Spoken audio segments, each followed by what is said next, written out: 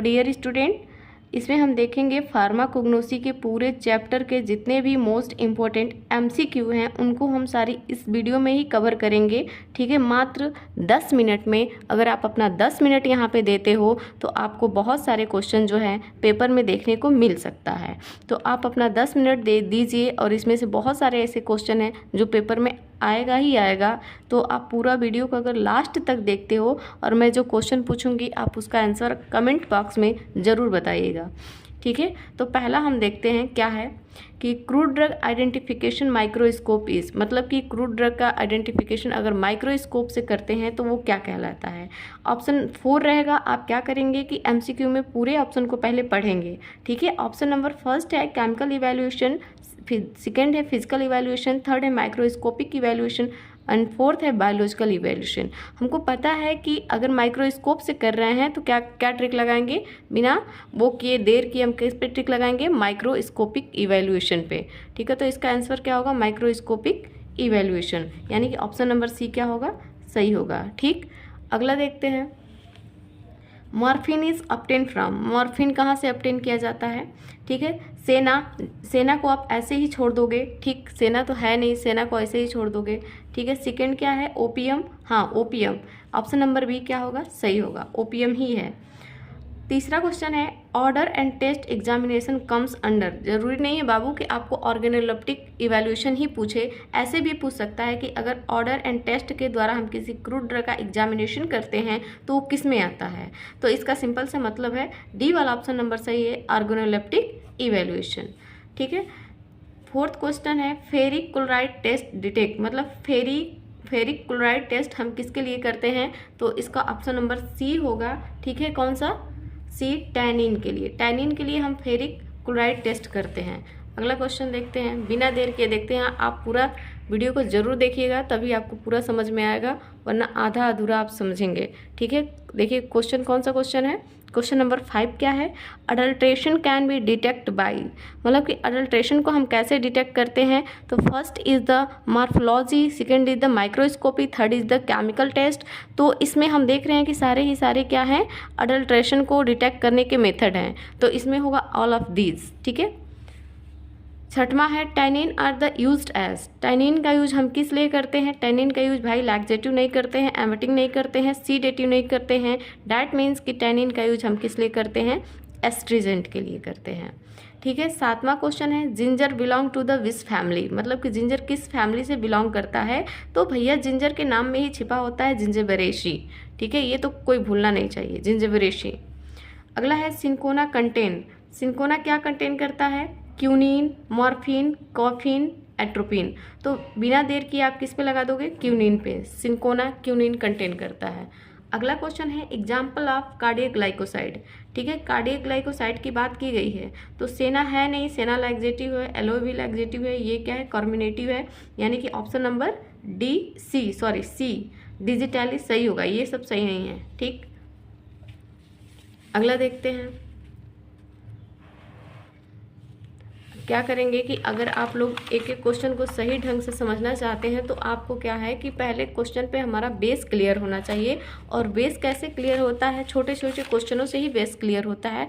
That means कि अगर ये क्वेश्चन आपको यहाँ पे देखने को मिल सकते हैं तो ये आप कहीं अगर पढ़े होंगे या फिर कुछ जानते होंगे तभी समझ में आएंगे। ठीक है, अन्यथा ऊपर ऊपर चला जाएगा। तो आप पढ़ने की कोशिश करिए कि आप लोग अच्छे से पढ़ाई करिए, क्योंकि आप लोग का पेपर काफ़ी नज़दीक है।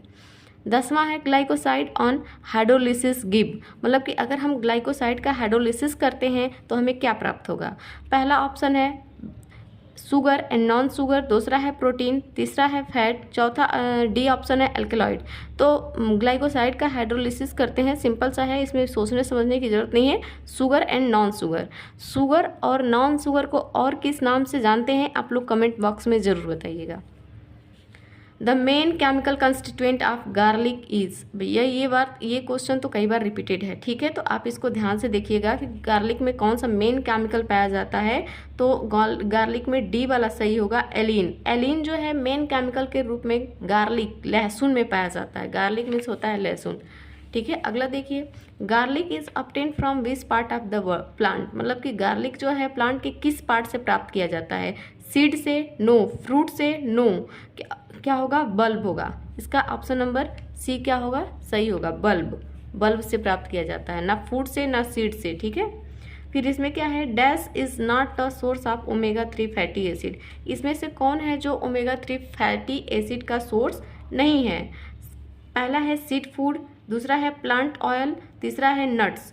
तो ये तीनों जो है ना, food, seafood and the plant oil and the nuts, ये तीनों जो है ओमेगा 3 फैटी एसिड के क्या है? सोर्स हैं। वेजिटेबल्स जो है ओमेगा 3 फैटी एसिड का सोर्स नहीं है, यानी कि ऑप्शन नंबर डी सही होगा।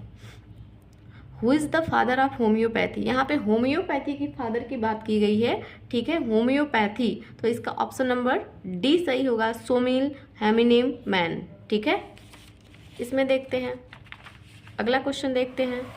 घबराइएगा मत, वीडियो हम खुद ही ज़्यादा लॉन्ग नहीं बनाते हैं कि आप लोग परेशान हो जाओगे। ओनली 10 मिनट अगर आप समय देते हो तो इसमें से ज़रूर क्वेश्चन आपको पेपर में देखने को मिलेगा, और जब आपको देखने को मिलेगा तब रियलाइज़ होगा कि हाँ, हमने कुछ पढ़ा है, और एक एक नंबर कीमती होता है बाबू, ठीक है।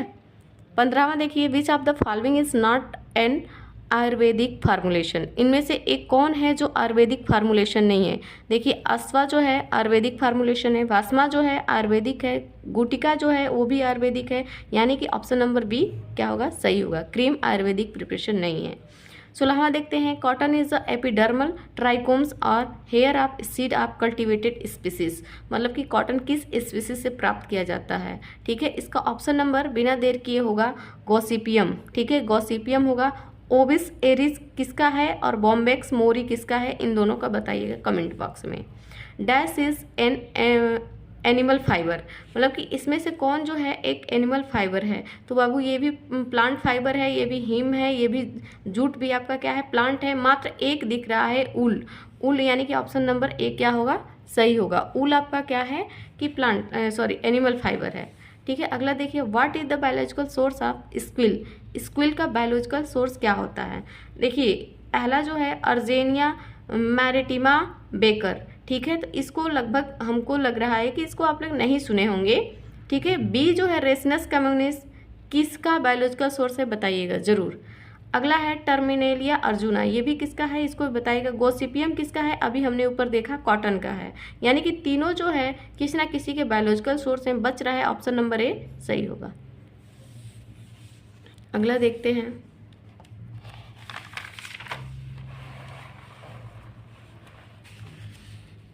देखिए अगला है आर्टिमिसिया इज़ यूज्ड एज, मतलब कि आर्टिमिसिया का यूज हम किस लिए करते हैं? इसमें आर्टिमिसिया का हम ऑप्शन नंबर ए होगा, एंटी मलेरियल में करते हैं, ऑप्शन नंबर ए ही होगा, ठीक है। What is the biological source of ergot? Ergot का बायोलॉजिकल सोर्स क्या होता है? देखिए, ये जो है कैस्टर ऑयल का है, ये राउलिफिया का है, ये आपका होगा किसका? अर्गोट का। टर्मिनेलिया अर्जुना अर्जुना का है, यानी कि सबसे डिफरेंस ये दिख रहा है, ऑप्शन नंबर डी क्या होगा? सही होगा। आगे है drug is used as emetic, मतलब कि कौन सी ड्रग एमेटिक के लिए यूज की जाती है? एमेटिक मीन्स होता है उल्टी। उल्टी में कौन सी ड्रग यूज की जाती है? इसमें से होगा कौन सा? इसमें से कौन सी ड्रग होगी? ऑप्शन नंबर सी, ठीक है, ऑप्शन नंबर सी क्या होगा? सही होगा, एपिकाक। अगला देखिए, बीज वैक्स मेनली कंटेन, मतलब कि बीज वैक्स में क्या पाया जाता है? मैरिसिटिन no, castor oil no, olein no, पहला ऑप्शन नंबर सही होगा, ठीक है, ऑप्शन नंबर ए सही होगा। डैट मीन्स कि कौन सी? पाल्मेटिक। पाल्मेटिक जो है क्या है कि बीज वैक्स में पाया जाता है। Squill is used as, squill का यूज हम किस लिए करते हैं? Purgative no, astringent no, anti malarial no, हम करते हैं इसका यूज हम करते हैं एज अ कार्डियोटॉनिक, ठीक। अगला क्वेश्चन देखिए भैया, 20 से ऊपर जा रहा होगा तो घबराइएगा मत, आप ही लोग के लिए बनाए हैं।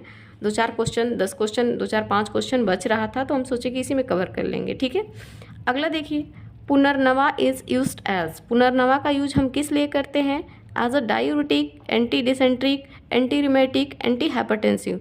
तो पुनर्नवा का यूज हम करते हैं एज अ डायूरेटिक, यानी कि ऑप्शन नंबर ए क्या होगा? सही होगा, ठीक।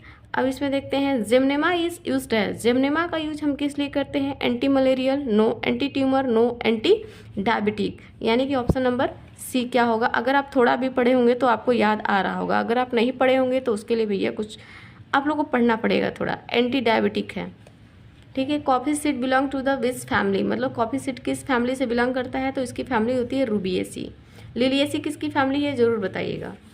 देखिए अगला, pale catechu and black catechu is differentiated bye, मतलब पेल और कैटेचू और ब्लैक कैटेचू को किस आधार पे हम डिफ्रेंशिएट करते हैं, तो इसका ऑप्शन होगा बी, गैम्बियर फ्लोरेंस। ठीक है, देखिए dash is also known as a plantago seed and the psyllium husk, किसको plantago seed and psyllium husk के नाम से किसको जाना जाता है। इसका आंसर आप लोग कमेंट बॉक्स में बताइएगा, क्योंकि ये आंसर बहुत ही ईजी है, उसी के नाम में ही छुपा है, तो आप इसका आंसर ज़रूर कमेंट बॉक्स में हमको बताइएगा। देखिए इसमें मैंने क्वेश्चन जो रखा है वो आप लोग के लिए रखा है। ठीक है, इन सब का क्वेश्चन का आंसर आप लोग कमेंट बॉक्स में ज़रूर बताइएगा। Biological source of aloe, biological source of castor oil, biological source of senna, biological source of fennel, biological source of cardamom, इन पाँचों का क्वेश्चन का आंसर आप लोग कमेंट बॉक्स में ज़रूर बताइएगा, क्योंकि अब जब क्वेश्चन का आंसर करते हो तो वो आपके माइंड में कहीं ना कहीं बैठ जाता है, इसलिए क्वेश्चन का आंसर करना भी बहुत ज़रूरी होता है। ठीक, और अगर आपको, हम बार बार कहते हैं कि अगर आपको किसी सब्जेक्ट के किसी टॉपिक का वीडियो चाहिए या फिर किसी और सब्जेक्ट का MCQ, fill in the blanks, long short, कोई टाइप का क्वेश्चन आपको चाहिए तो आप कमेंट बॉक्स में क्या करें, उसको टाइप करके ज़रूर भेजिए, मैं आपके लिए वो वीडियो ज़रूर बना